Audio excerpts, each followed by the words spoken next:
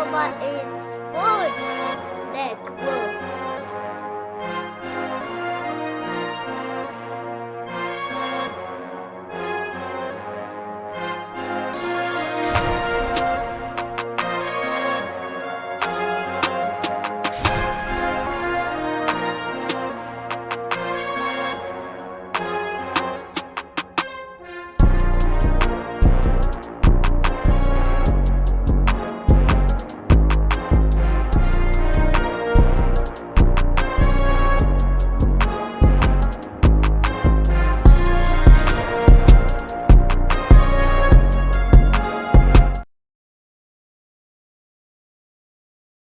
Who that nation? How you doing? Come on in. Take a seat, sit back, relax, put your feet up, grab a drink, and let's talk Saints football. Y'all know what time it is. Time to keep it real. Let's go. Family, family, family. The doors are not open, so you already know. Come on in. I'm Dolph Jackson of the Come On In Sports Network and your host of the Keeping It Real Who That Sports podcast. And this is the morning kickback. Listen, I wasn't able to get to you guys last night, but of course, as everyone knows, the New Orleans Saints and star running back Alvin Kamara, have agreed to a contract extension. This is something that, quite frankly, family, we all know this should have happened in the summer. It shouldn't have came down to now, but the deal is done, and Alvin Kamara will retire in New Orleans Saints, which is the most important thing. We know Alvin came out this season balling when the offensive line was healthy. Now he sustained some injuries, plus the inconsistent and not inconsistent, the bad of the offensive line as it is currently constructed has not been any help to him. But hopefully reinforcements are on the way as we're getting some good reports about the possible return of Cesar Ruiz, Lewis Patrick, and even a good report about our guy, Eric McCoy. So in this extension, courtesy of Nick Underhill of NOL Football, and it was reported by NFL Network's Tom Pelissero that this move saves the Saints in 2025 about $18 million in savings. So next year, with this contract extension, the Saints have saved $18 million. The contract itself, according to Nick Underhill, the contract itself is early, fam. I apologize. I'm at work, but I got to get to you. The contract, according to Nick Underhill, includes $15.5 million signing bonus and $22.23 million in guarantees. So in 2025, Alvin was initially on the books, and this is courtesy of Saints Wire USA, for about 29, close to $30 million, with $25 million of that being guaranteed, which made him a possible salary cap casualty. So now the Saints guaranteed a big portion of it and spread it out as a signing bonus. So the end result is this: Kamara's 2025 cap hit should now fall right around $11 million, which is very manageable.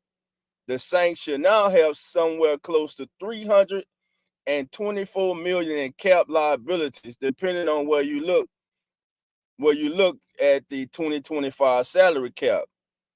It is projected to rise to as high as $273 million. Now remember, you will subtract that 273 from that 324 million, and you gotta get the Saints cap room there. The more conservative models put it at just 260. The Saints still need to clear at least 64 million before they can turn to signing new players, but that's a problem for another day. That's not a problem. Why we always say that that's a problem for the Saints? Saints have been over 100-something million over the cap. They always gotten under the cap. 80 million, 90 million, 70 million. They will get under the cap. They will find the money. They will sign who they need to sign. Now, they said they wanted to be more responsible. Let's see them be more responsible. But look, this is a good deal. The most important thing is number 41, AK-41 himself, will remain in New Orleans Saints for the foreseeable future. He will get to retire in that black and gold, and he will be able to do what he always wanted to do, which is retire playing for one team, and that's the team that brought him into the National Football League and the fan base that has embraced him, that loves him, and that he loves back, that nation, the New Orleans Saints. So, family, again, I'm Dolph Jackson. I need y'all to hit that like button. Good morning to everyone out there. Trev, how you doing, my brother? Thank you for being here. Appreciate you, fam, as always. Listen, good move by the Saints getting Elvin signed. Also, in some moves, of course, the Saints put we know Shahid's on injury reserve. They also put Adebo officially on IR. The Saints did cut Jonathan Abrams, but possibly look for him to be brought back to the practice squad. This move was in reference to them signing veteran receiver Marquez Valdez-Scantling, the former Green Bay Packer, Kansas City Chiefs receiver. Now, we know 2 years ago, the Saints were after him, and it came down to the Saints and the Chiefs, and the coach, he went with the Chiefs, and who can blame him? And he's got 2 Super Bowl rings. So he's now comes in, he brings that big physical receiver, but he also has the speed to get downfield. So now you have him, Cedric Wilson, to go to help out Chris Olave with young Bud Means and Mason Tipton. Now, for those who don't know, just breaking news, family. I know some of you may have seen it, but for those of you who haven't, the Kansas City Chiefs are finalizing the deal to acquire wide receiver D-Hop. That's right, DeAndre Hopkins is reportedly on the move, according to Ian Rappaport, that the Chiefs and the Titans are finalizing the deal that will send Hopkins to the world champion Kansas City Chiefs. And it is said, Rappaport says that the deal is for get this, a 5th round pick that can become a 4th rounder. Also, Tennessee is expected to eat some of Hopkins' remaining salary. So again, Chiefs trying to fill a glaring hole at their receiver core as they are trading for DeAndre Hopkins. The Chiefs were one of the teams in the running to sign Hopkins when he got released, along with Arizona and Tennessee. Now they got their guy. So D-Hop will be on the way to Kansas City. So the offseason revamp plan went array for the Chiefs when Hollywood Brown, Rasheed Rice, and Juju Schuster-Smith, they all went down. So that's some NFL news for your family. Now, as for the New Orleans Saints, listen, I like the fact that the Saints are sticking with Spencer Rattler. I personally don't think Spencer Rattler did anything not to garner another opportunity, especially with this 10-day break. Get more reps in. Know he's the guy going forward until Derek Carr is ready to return. And it also signifies and says that, hey, the Saints believe that this is their future, that this is a young man they want to groom. This is a young man they believe can take the reins one day and lead this organization. They say that listen, you can say you believe in Jake Hayner and Spencer Rattler, but in the end, as a coach, as a staff, you want to put the best players on the field that give you the best opportunity of winning and being successful. And right now, it's Spencer Rattler. Everything cannot be put on Rattler last week. Rattler did not fumble the ball last week. He did not throw an intercept last week. The young man just had his 2nd start. This will be his 3rd start. And in just 2 starts, I'm telling you right now, other than Jaden Daniels, who's just been out of this world, you gonna tell me some of these quarterbacks drafted in the 1st round, have they looked any better than Spencer Rattler in just his 2 starts? And some of them been starting the entire season. I would say not. So I'm interested to see. Hopefully, this can be that breakout game for Spencer as far as continue to protect the ball, take what the defense gives you. When the shots are there, go for it. Be accurate with the ball. And hey, when it's not there, get out the pocket, get what you can, and get down. Of course, as we look around the NFC South, the Falcons and the Bucks lost, so both of those teams fall to 4-3. If the Saints are somehow able to come out with a win this Sunday in LA against the Chargers, the Saints would thus improve to 3-5 and be a game behind both the Bucks and the Falcons. And speaking of the Bucks, man, shouts out, man. Chris Godwin gone again, out for the season. We know that Mike Evans is out. He's suspected to be out for some time. So things are not looking good for the Bucks. Their 2 top receivers are out right now. One's gone for the season. Baker Mayfield's been a turnover machine the last couple weeks. So now everything is turning in favor of the Falcons. And we saw what happened to them this week as they went down also. So the NFC, matter of fact, the NFC South was 0-4 this past week. No team in the NFC South won a game last week. So as we get ready for this week's game, listen, defense must improve. We keep talking about tackling. Tackling must improve. They must take better angles. There's this old saying about pursuit to the ball. Saints need to get hats to the football. I'm not seeing hats to the football. I'm seeing one person to the ball. Football is about effort, man. And listen, they can say what they want. They can say what they want. But when we are watching games, when we go back, we watch the all 22, the coach's film. That's right. We watch it. You watch the game. You rewind the game and you watch. You can tell who's out there playing and who's out there dogging it. Effort. You can't teach effort and you can't teach desire. This team has to find a way to stop this 5-game skid. The Saints are somewhere in between the team that started the season 2-0 and the team that is currently in this 5-game skid. They got to find the way again to end this damn 5-game skid, man. And listen, a lot of people, coach, they go be underdogs, and rightly so, but this is a winnable game. This is a winnable game. But the thing is, if they show up with the type of effort and execution that they showed up with the last 2 weeks in particular, it's going to be 6 consecutive losses for the New Orleans Saints. And that's just what it's going to be. So, all right, Jerry, how you doing? Come on in. Thank you for being here. Michael, how you doing, my friend? Come on in. Michael says, I can't see DA out coaching Harbaugh. Everybody is not DA out coaching Harbaugh. Both of them are but first of all, Harbaugh is a defensive-minded coach. Harbaugh is not an offensive-minded coach. Harbaugh is old school, run the ball, play action pass, ground and pound. Harbaugh he's a great motivator. He's a great leader. He's a great leader of men. The man is proven it everywhere he's gone.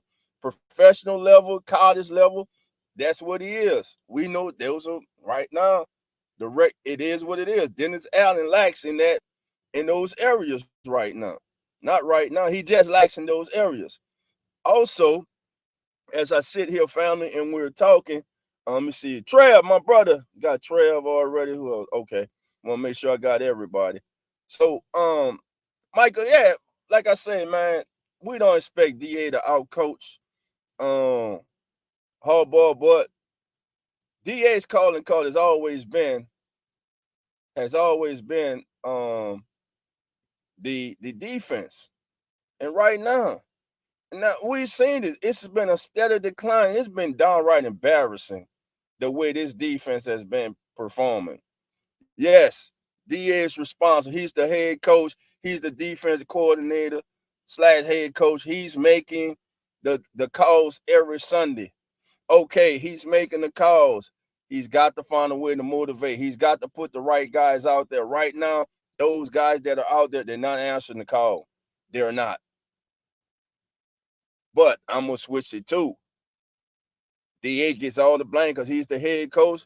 It come with all the rewards, and it come with all the baggage too.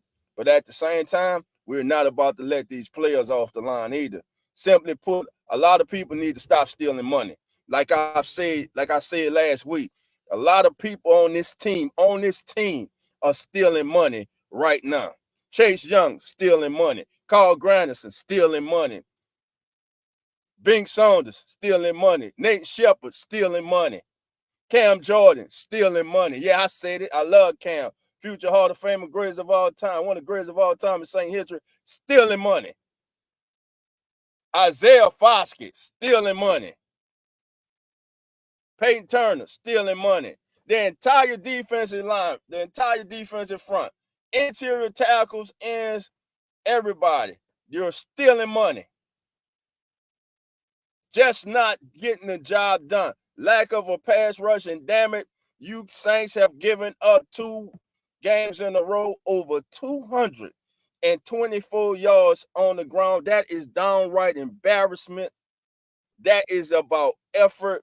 That is about paying attention to detail. That is about people going out there trying to overcompensate instead of doing their job. They're trying to do everybody else's job, which leaves other people out in the cold. You can't leave your teammate out to dry. Do your job. Do your job. By doing your job, you have your brothers back. Michael, thank you. Michael, thank you for the $1.99. I appreciate it, my brother. Jerry says everybody's stealing money after the 2-0 start. Jerry says, I've always liked Jim Harbaugh as a quarterback and coach. I don't like his brother John. He a snitch, but Jim I respect. Hey, John got that Super Bowl ring, and John have his team in contention for the playoff every year, man. So they both, man, they're both great coaches to me. Let me see. See, I saw another comment. Yeah, Jerry said everybody's stealing the money. But yeah, family. So let's some more NFL news for us while I got you here. Again, DeAndre Hopkins on the move, pending trades, headed to KC to the world champion. Chiefs making moves, necessary moves to get better with their injuries in their receiving core. And by the way, how about this, family?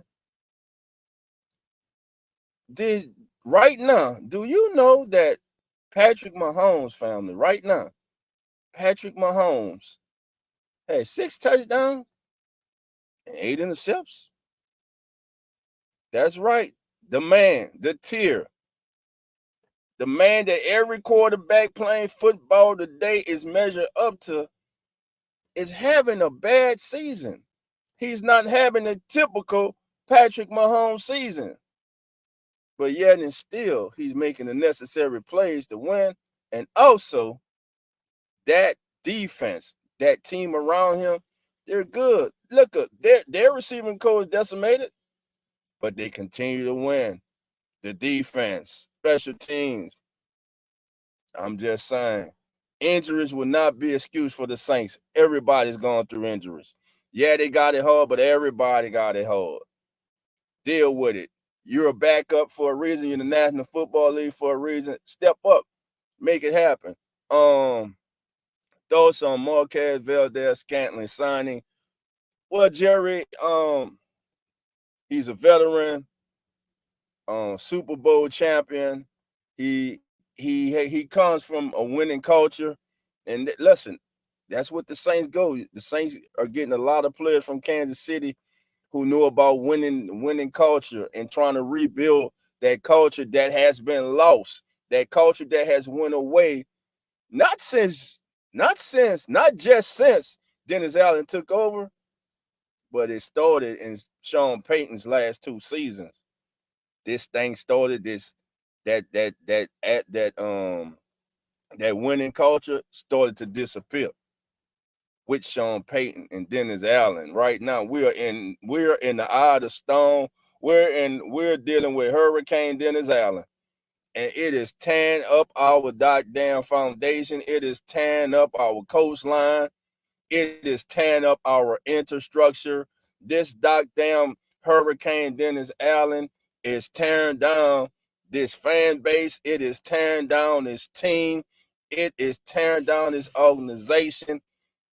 Right now, family, we are in this storm, but we are resilient people. Hold on.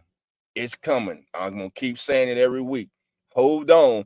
It's coming. The day is coming when you will wake up. I promise you, you will wake up one day, or you will get a notification one day, and it will say the New Orleans Saints have fired, released, terminated, got rid of, kicked out the door, however you want to put it, Dennis Allen. Some people are just not meant to be head coaches. I keep saying this. Some people are not meant to be in charge of the whole organization of everything. As a coordinator, as a position coach, one of the best. I know this defense is struggling, but don't for once think once Dennis Allen is gone that he would not be snatched up by someone as a defensive coordinator, because he will be. So what I'm saying is this, family. We are in this hurricane now. We're in this storm. Know what? Let them have it. All these other fan bases who are laughing right now, who are laughing at us, especially the NFC South, the Falcons, the Bucks. Let them talk. Let them talk. They better take advantage of it, because we're not going to be down for long. Now, the next coach that comes in, of course, it's going to have to be the right person. You got to hire the right person. Then that person has to put together the right staff. Again, all this works hand in hand. All this works hand in hand. But it starts from upstairs. That management, they're going to have to realize, hey, Dennis Allen, we're giving you 3 years. You have just not gotten the job done. We're giving you the defensive staff you wanted. We're totally revamped the offensive staff. Everything is right there for you. You simply, as the leader, as the head coach, have failed and continue to fail. It continue to fail. Now, a lot of people saying, let them go now or at the end of the season. What it matter, bro? Family, what does it matter? It doesn't matter. The interim's not going to come in and this team always get. Look, you think the Saints are going to go 10-0, 9-1, or 8-2 down the stretch? Hell, 7-3. This team will be lucky to finish 8-9 this year. Now, surprise the hell of us, make all of us feel put, as they say, hit us in the face with pie, and do the impossible, and surprise all of us and come from the ashes, raise up from the dead like the goddamn Undertaker, rising up when you thought he was defeated. But I don't see it. All I want them to do is go out there and be competitive. We haven't even been competitive the last 2 games. That's the most discouraging thing. When we lost to Atlanta, we were competitive. When we lost to Tampa Bay, remember, we fought back in that game. Had the lead going to halftime. And then the second half, it all just fell apart. Against Kansas City, it was a bad showing, but at least they fought. My God, this last game, they did not fight. That shit was embarrassing. All right. Jerry says, it's coming, Dolph. Just waiting to hear breaking news. Listen, you might not hear the breaking news to the offseason. But my thing is this. To all my true who that's out there, who don't just want to roll and rock your black and gold when everything's roses, when the Saints are on winning streaks. Now is the time, family. Listen, it's frustrating as hell sitting down and watching that product that we have been forced to watch these last couple weeks. 5 straight wins, giving away wins, games we should have won, but they didn't. You are what your record says you are. The Saints are a 2-5 football team, and they're playing every bit like it. They have to stop the leakage as far as stopping the run. They got to stop the run. Without stopping the run, it's going to be hard, man. It's going to be hard. You can't get off the field. Teams sustain drives. They're on the field more. Thus, your young quarterback sitting on the sidelines. Thus, you put them in a hole. That's one thing I'm upset about, too. You know you got a young quarterback. His first game on, and what does the Saints defense do? You put them on the field, and they immediately let the Bucs go down and take the lead and put their young quarterback behind the 8 ball. Very disappointing. Again, Dennis Allen gets 98% of the blame. Hell, he gets the blame because he's the head coach. But he's not out there missing assignments. He's not out there missing tackles in the open field. He's not out there going half-heartedly going through plays. A lot of players on this team need a wake-up call. And I'll bench that. Listen, I know the backups are not as good as the starters, but you give me somebody who's hustling, who's giving it everything they got every play, and I'll take that. Instead of somebody who's supposed to be more talented, out there dogging it, half-heartedly playing, not giving full effort, mentally not into the game. Can't do it. Can't do it. Can't do it. All right. Jerry says 26-51 head coach. No wonder we're stuck with DA.